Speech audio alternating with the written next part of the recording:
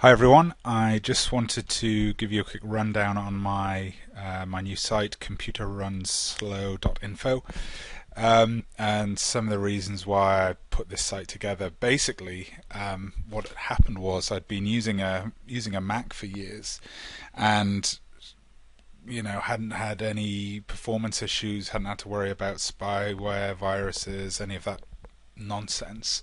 But then I ended up using having to use a PC for some applications that I needed that weren't readily available on the Mac, Oracle database, etc., etc. So anyway, I started to use the PC, but the problem was what I found was over about the period of about 6 months, it started to degrade in performance. It took ages to boot. It was slowing down, and I thought, I was even though I had antivirus and spyware software installed, I thought somehow I've been infected, or the computer's been infected, not me. But the computer's been infected with some kind of malware. So I did a lot of hunting around and couldn't find any viruses. Took it into the shop, couldn't find any viruses on it.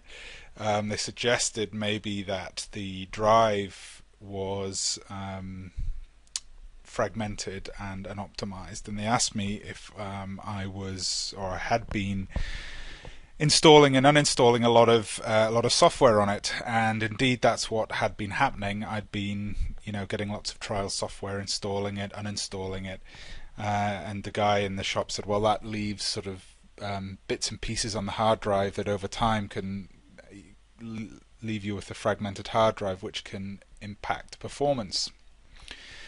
So I went home and I thought, okay, well, this is not a problem that I'd had on the Mac, so I had to do some research. So I did some digging around, looked for some products that I could use to get to the bottom of it, not just the standard disk defrag software. And I ended up picking and using the product that I sort of talk about on this site. And basically the reason I put this site together was how well it worked. I don't usually put websites up.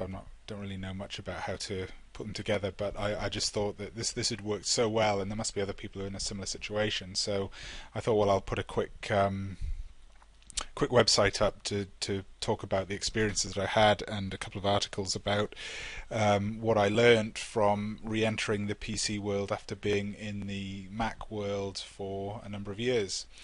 So anyway, you can pop by the site and have a look at the solution that I came across to fix this problem. And there's some other articles on there that I've researched about software rot, etc., how it can impact the performance of your computer. So head on over. If you've got any questions, just drop me an email using the email address that's on the site. And thanks for your time. Hope you find this information useful. Thanks again.